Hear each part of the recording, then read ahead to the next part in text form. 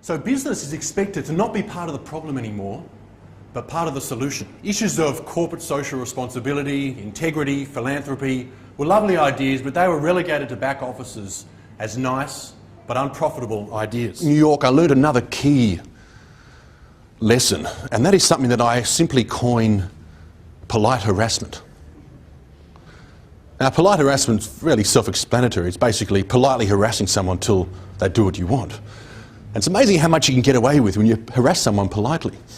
Initially, and almost every time I performed it, at some point, almost scared that someone was going to find me out that I was actually Australian. And I thought at any point someone's going to jump up and shout, "Imposter! He's an Australian, be singing Latin love songs back to the Latins."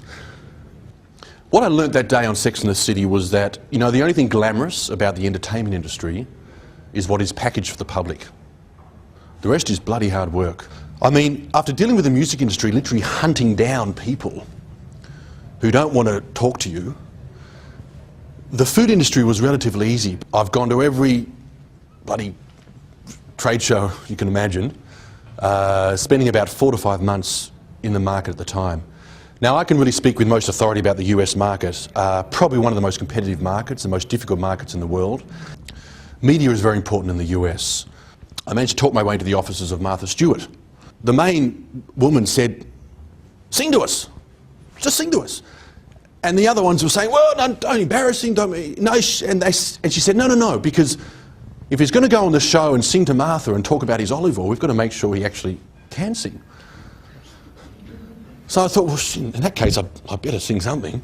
So, you know, I sang a few lines and they seemed to smile, and I went away and they called me within an hour. And they said, "We'd like you to come on the show and talk about your olive oil, cook something with Martha, and then serenade her for Valentine's Day."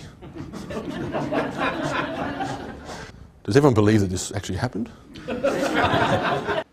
I've learned that when all is stripped away, we're selling emotions. Regardless of what we're selling, if we have the ability to move, touch and inspire our audience as much as our clients, then we have a much greater chance to sell to them. It's human psychology at one level, and it can work whether you're selling love songs, concrete and everything in between. Before, many wanted the beautiful man or woman regardless of what they had inside. Anyone guilty of that? No. No, none of us. That is the old brand model. Consumers are now equally concerned with substance and style. We want the complete package. Hands up, anyone want the complete package? Who's got the complete package? At least some people. I was expecting it would be the whole room, maybe not. Sustainable practice and philanthropic initiatives can create customer loyalty like never before, and hence increase profitability. We are being called on to save the planet, each and every one of us. But far from daunting, I really believe that this provides us with a very exciting opportunity. Recently, the Yellingbo Gold cask, which I'm going to talk to you about in a moment, was voted by US InStyle magazine. We won their Green Award, voted as Best New Kitchen Item in America. We got caught up in the tsunami, the Boxing Day tsunami, and we almost lost my sisters over there. After 4 days, we found out they had survived, and we managed to get them out on one of the first flights. I then stayed with a friend, and we worked in relief camps in both India and Sri Lanka, and we had, needless to say, what were life-changing experiences. Upon returning to Australia, I said to Dad, "Look, you know, for God's sake, we have to do something. We have to help." So we created a foundation called the Jasmine Foundation for Orphan Children, and we're committed to donating 5% of profits in perpetuity back to this foundation from sales of Yellingbo. Today, more than ever, our actions reverberate across the world.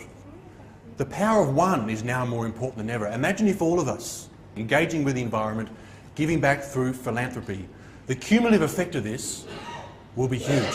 You know, the engines of the Western world, governments and businesses, are made up of just people. No longer can we afford to hide behind the rhetoric that they will fix things for us. As I said, you know, we're essentially being called on to save the planet, every single one of us. And far from this being about implementing a few token initiatives, this is about what I call the 3 Ps: enhancing people, profit and planet in a virtuous circle. You will now become more appealing than ever and gain an edge over your customers. You will be seductive like never before. Que estoy vacío.